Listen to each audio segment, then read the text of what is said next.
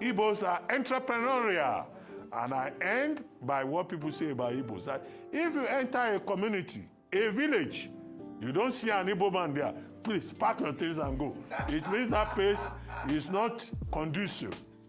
However, let me give the flip side. Chief Tos Benson, T.O.S. Benson, former Minister of Information, now late, on one occasion at the Nigerian Institute of International Affairs, and I'm not making this up, he said it publicly. If anybody can contradict me, let them do so. He said something about Igbo people. He said he had an Igbo wife and had an Igbo daughter, that he wanted to buy land in Igbo land for his daughter, for his wife, to say, I'm getting old. Tos Benson is getting old. Let me build in this place for my wife. He said that his in-laws told him that they don't sell land to outsiders. That is the irony of Nigeria about the politics of federation, of unity. The same Igbos who are so industrious that they are all over and they do well in other parts of Nigeria. You go as a non-Igbo man to go and buy a land, you will be told that you don't belong, even as an in-law. That's by way of an aside. So that particular clip by Ruben Abati kind of trended a few months ago, posted it on this channel. There was a lot of back and forth about it. But a serious allegation was made that Igbos, and it kind of has been a running thing, that Igbos don't sell their land to outsiders. And it won't take a few months before, in Anambra specifically, the acclaimed billionaire B-Lord started his own estate. Let's watch. My people, my name is B-Lord, the CEO B-Lord Group. So today we are going to City of David Estate, new Banana Island of Anambra State. So this is Anambra State. This is land for sale. And as far as all of the what is it called, the promo for this, I've never seen them saying only Igbos should buy, and different people from all around the country. In fact, later on we'll see that he said that it was sold out, and this is Anambra State. But the trajectory I'm going to be taking in this video is looking at whether Anambra is kind of like the next viable location that we could see a lot of real estate activity. The estate is not far. It's 5 minutes away from here. I'm in Billard Avenue. This is my country home there. You understand? This is Billard Avenue. So look at the third road. The road is third. Abi? Yes, sir. Come. The road is third. Yeah. The road is third. Third down. The estate is downside. Down.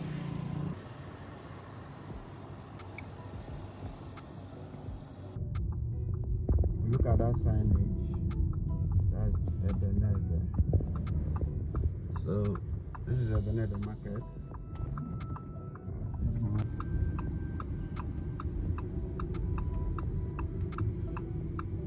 Our estate.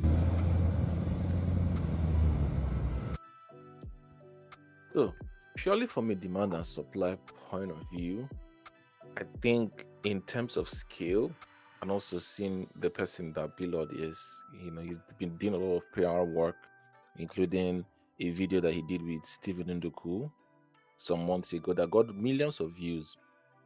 And in terms of scale, we are seeing for the first time this type of mainstream estate in the East, such that like lots of people, it came into in fact, even VDM, the popular social commentator, kind of got involved with somebody that bought from him, and just the whole back and forth. So like I think as in terms of popularity, and also looking at the fact that other feeder states spillover, looking at the spillover of Lagos.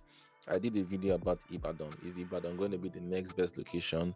Lagos has a lot of issues. Lagos has the issues of documentation. Lagos has issue of pricing, like a whole plethora of issues. So looking at all of those issues, an investor that probably doesn't want to go through all of that may look at other options. So Anambra be a viable option. This is also off the back of the fact that you see that most Igbo billionaires, they start and they have and run businesses in Lagos, and then what they usually would build in the village is just like mansions, palatial mansions. And basically we're going to talk about that and go to see videos Stephen Nduku posted recently about that. But what's the commercial viability of having, say, a Chevron, for instance, say a Pinnock housing beach estate in a place like Anambra? Because Anambra and Imo, they have the largest concentration of billionaires that have, even someone literally came and said that he spent millions of dollars there and is not looking to make money. So what can we do about the viability of it, and what can we do when we're seeing more and more? Would I believe people should be looking inward, people should do things in their state, people should also impact their state. And so whether that comes in the form of you just building like a residential subsistent home for your family, or something commercial for people to buy. If they go, if you have that Lamborghini, do inside. If you take Lamborghini, they do. So this is the city of David. Somebody don't buy. It's clearing bush. No one build first duplex. No, I don't get to concern me. No problem. That's why I'm living some land on myself, where I go take build by myself, build and sell. He's the one doing it. I want to build like 40 kakas. Then who can come and buy? So this is what he said. He said in 72 hours after this was launched, they sold 30 plots of land. And as far as the demand, it is, I think, with the right marketing. Another thing is, I think, really security, and a lot of tweaks here and there. I think that lots of people would be happy to go to their hometown or places where they grew up in, and will be happy to buy real estate there, whether it's the commercial type of it. Because you see, in cases like this, and what Lagos has been able to get right is that a lot of the risk in getting land, finding out, this land is not a good land, fighting community, people have lost their lives because of land. The real estate developer or company takes all of that risk from you. Then in your contract, it is stipulated and you're fully indemnified if there's any issues. So if we are seeing more and more planned estates, I think that's the biggest bane, the bane of progress in most other cities. Because growing up in a place like River State, I grew up in an estate where just for people to come together to do a road, one will tell you I don't have money. One person will just do the front of his road and stop. The other person will not do it, and then the bad area chops off the good area. That's because there are no planned estates like this, and so it's ragtag. People just come, they build, and it's anyhow. But if we can have more and more organized estates like this and more people like this coming out, I think there would be the demand. And when there's the demand, and working on things like an international airport to come to the east as well, people can just directly fly down to the east instead of having to come through Lagos or go to Port Harcourt. I think it will really help and give these eastern states a fighting chance. And this is the case study, Billard City of David Estate. And another person that's also been on the news recently is Zenko. And Zenko is an Igbo billionaire that is into beaters, is into pampers, like baby diapers, a whole lot of businesses, including real estate in Lagos. He has a development in Lekki, Kate. He has a development in Oniru. He has a development in Ikoyi axis, and he's building this palatial mansion. So, like I said, the East hasn't had any problem. This is in Anambra, by the way. The East hasn't had any problem with having these sort of palatial mansions and this sort of really residential stuff. But if it would compete with, say, a place like Lagos, more and more people need to come and do residential on a commercial scale.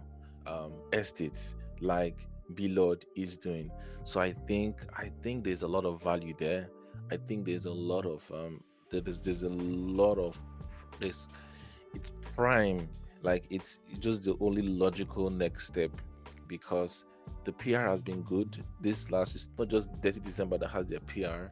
Every December the Igbos have the PR of coming back to kind of enjoy there. But the truth of the matter is that some people live there, and some people will be happy to retire there as well. So I think there's a huge opportunity in that, if we can get all of this investment and all of this really wealthy Nigerians. This guy, he did the road, and so you're going to see provision of utilities. And I watched the video by Stephen Nduku as well. Kennedy Okonkwo, the owner and the CEO of Victoria Crest Homes and Ned Homes, he did a stretch of road. He was doing hospitals, a lot of community work as well. So if he presents that to just not just Nigerians in the diaspora, but Nigerians that have gone to work in different parts of the country, I think you would have a lot of uptake. And then when that starts and it encourages people to come back, that's how it can snowball into kind of like a really amazing and strong real estate industry in the east, starting from Anambra. And of course you would say this is the Stephen Nduku, really nice, but these are just individual efforts, really nice, individual effort. But can we have more and more housing estates? And I think that kind of like will be the game changer.